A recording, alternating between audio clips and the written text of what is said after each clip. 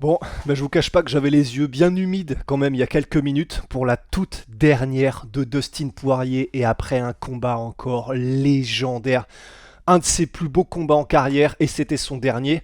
Alors, bon, il a perdu, certes, mais en réalité, enfin, j'ai presque envie de dire qu'est-ce qu'on s'en branle. Lui, visiblement non, puisque du coup, je suis resté jusqu'à la dernière seconde des images qu'ils nous ont proposées l'UFC juste parce que j'arrivais pas. J'étais censé faire le podcast, bien sûr, mais j'arrivais pas à me descotcher de l'écran. Je le voyais dire rendre des hommages avec le Korean Zombie, avec Gamrot, son partenaire d'entraînement, avec Kyle Harrison, avec Theo Von.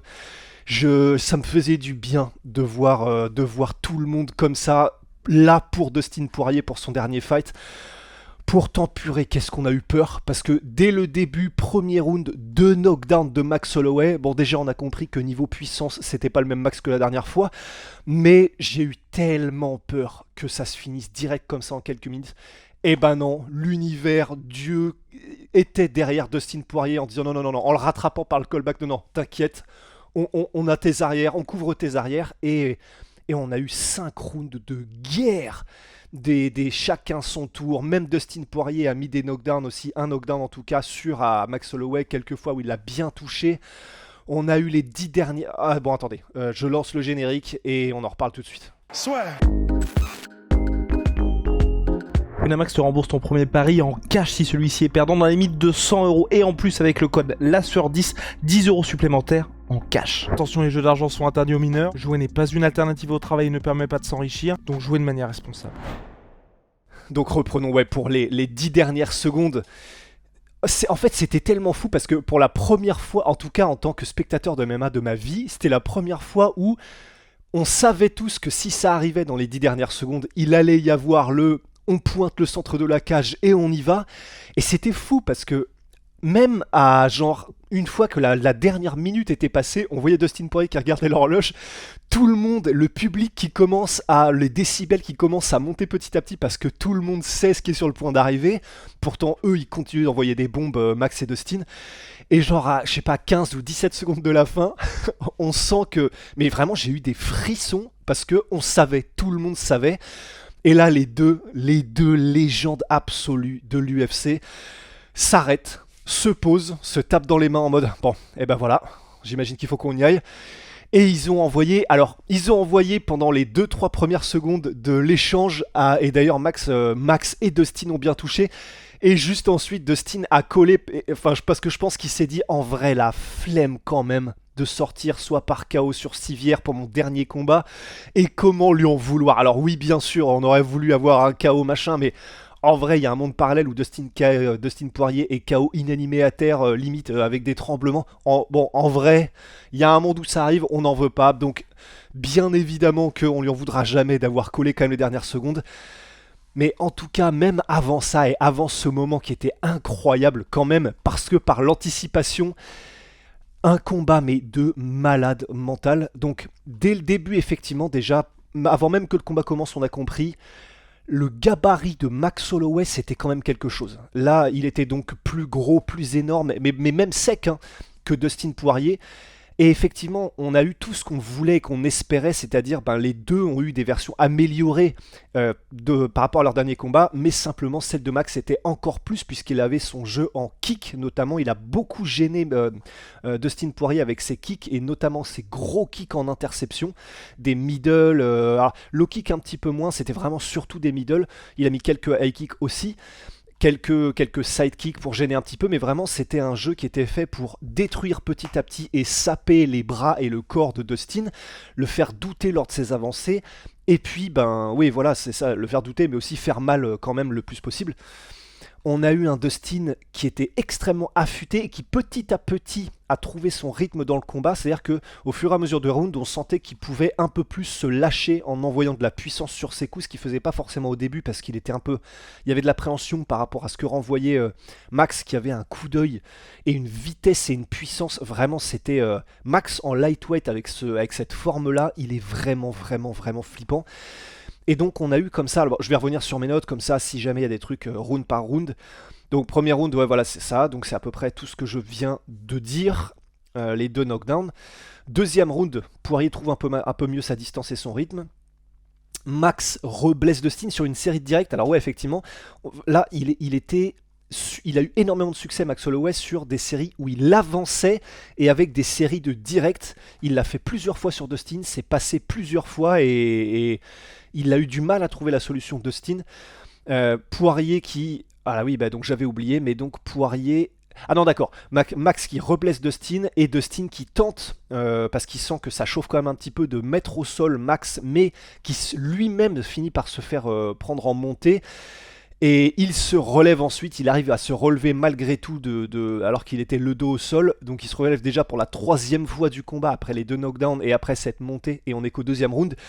Et c'était fou parce que quand il s'est relevé la 3e fois du combat, là on s'est dit bon en fait quoi qu'il arrive à partir de maintenant, on aura eu un combat de Dustin comme on les aime. On aura eu un combat où un Dustin qui va chercher dans les profondeurs de son âme pour réussir à revenir, pour ne jamais abandonner, alors que là, effectivement, c'était quand même chaud. Et on a eu le guerrier Dustin, la légende vivante qui fait que c'est pour ça qu'on l'aime autant. C'est Dustin, le gars qui n'abandonne jamais. Et le public, qui était visiblement un public de connaisseurs, malgré le prix des places, mais il a rugi quand il s'est relevé après la montée, Dustin, mais c'était incroyable. Et ensuite, on a donc, lors de ce 2e round, Poirier qui met knockdown Max sur un gros crochet aussi. Alors là, mais c'était la folie. Et Poirier qui saute sur la guillotine. Mais vraiment, il y a tout eu dans ce combat. Tout était parfait, du début jusqu'à la fin, jusqu'à l'après-combat. Et on va en reparler. Mais donc, effectivement, il touche Holloway sur une grosse combinaison avec des crochets. Et il envoie Holloway au tapis. Il saute sur la guillotine ensuite, et parce que voilà, pour ceux peut-être qui le suivent de loin, mais c'est le truc pour lequel même ses coachs pendant toute sa carrière ont été avec Dustin en mode mais pourquoi tu t'essaies la guillotine tout le temps, tu n'y arrives pas, elle ne marche pas, ça te met dans des positions dangereuses, pourquoi tu le fais? Et Dustin à chaque fois répond je peux pas m'en empêcher, je suis désolé, je peux pas m'en empêcher, un jour elle marchera. Et ben, en fait, c'est presque mieux qu'elle ait quand même pas marché non plus ce jour-là, puisque c'était juste un clin d'œil, de la même manière qu'on a eu les clins d'œil, les relevés de short. J'ai pas eu beaucoup de... Ah bah non, c'est parce qu'il avait pas de cheveux aujourd'hui, donc il n'y a pas eu beaucoup de remises de mèches. Mais on a eu la guillotine. Et à la fin du 3e round, tellement c'était un public en feu, les 2 combattants et l'arbitre n'entendent même pas le son, c'est pas la cloche mais le tocsin de fin de round, et donc on a une espèce de moment de flottement où il y a Dustin qui est en montée, qui est en train de mettre du ground and pound, en mode, du coup c'est fini ou... Mais c'était incroyable, et vraiment, et à ce moment-là, la fin du 2e round, mais je pense que chacun chez nous là qui regardait en direct, on avait un smile, un sourire putain, mais un truc en fait impossible à enlever, un peu en mode Joker quoi.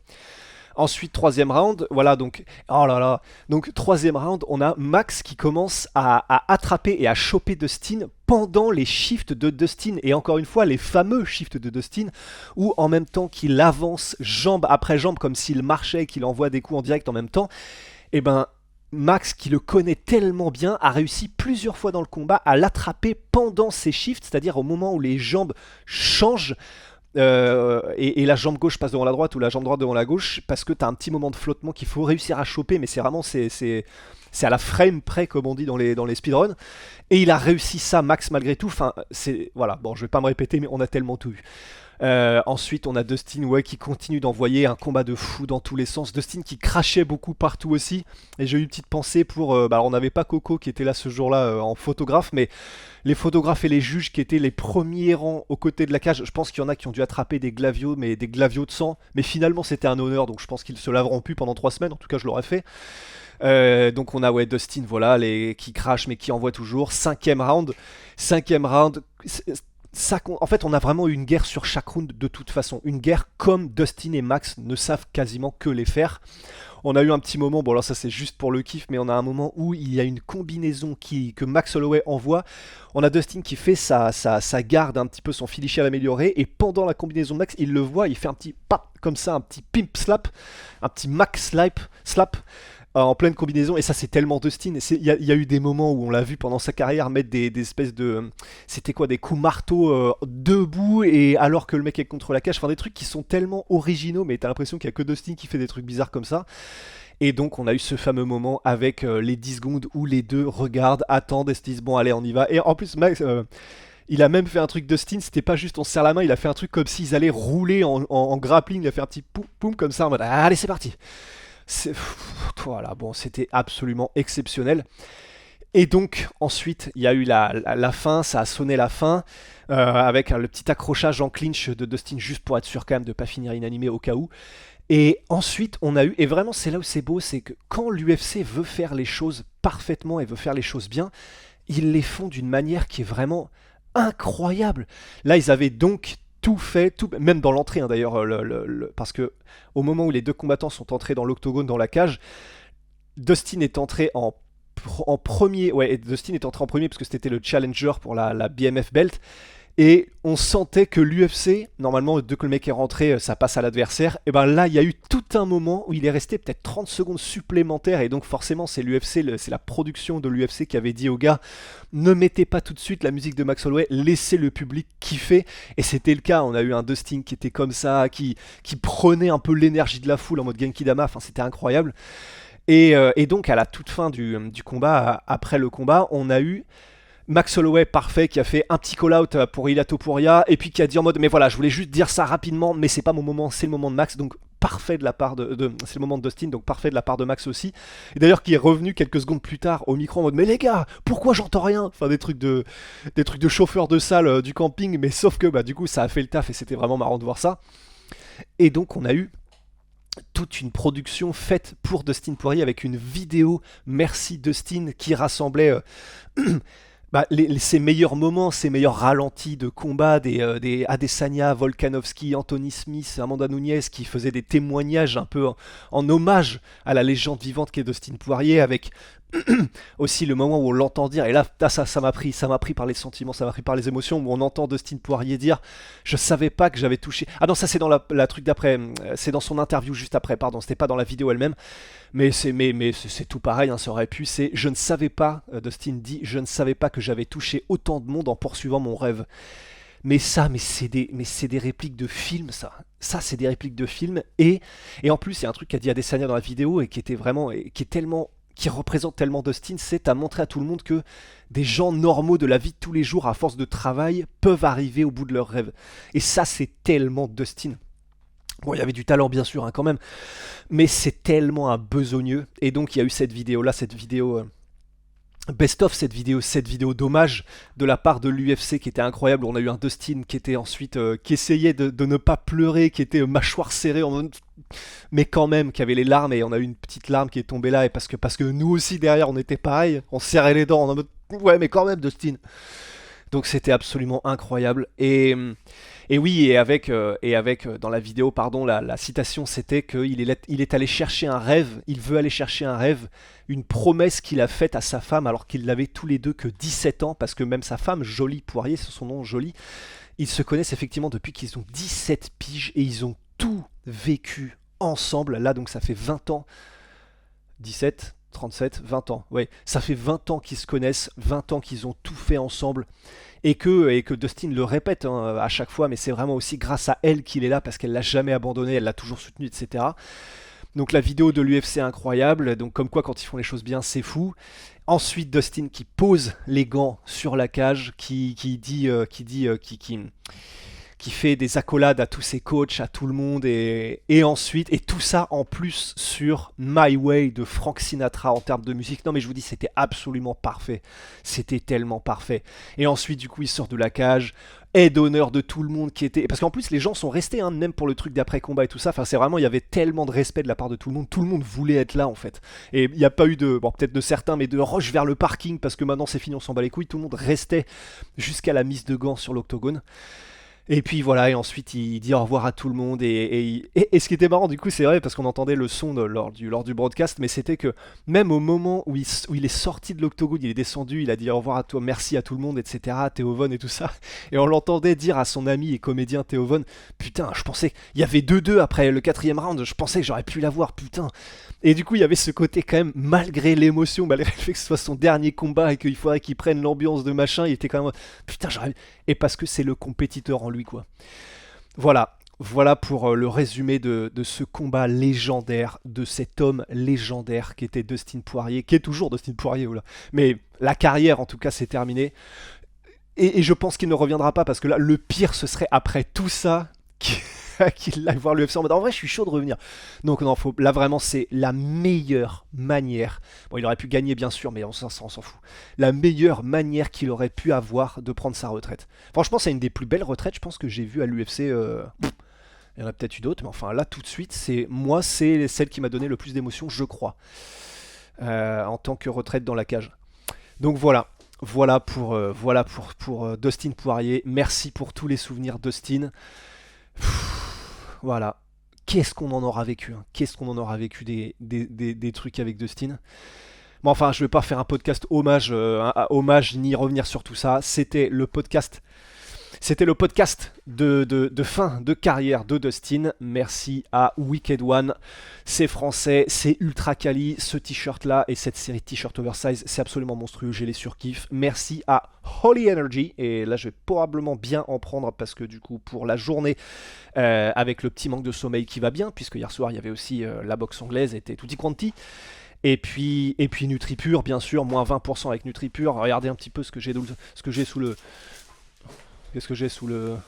Je sais pas ce que j'ai dessous. En tout cas, voilà, des NutriPure, des barres avec que des ingrédients naturels, que des trucs, pas de produits chimiques. C'est français encore une fois. Merci à tous, mais surtout, merci à Dustin. Bon dimanche tout le monde. J'allais dire les gars, bah oui les gars, parce qu'on est 97% de poilus hein, sur cette chaîne. Allez, à la prochaine. Prenez soin de vous et ciao.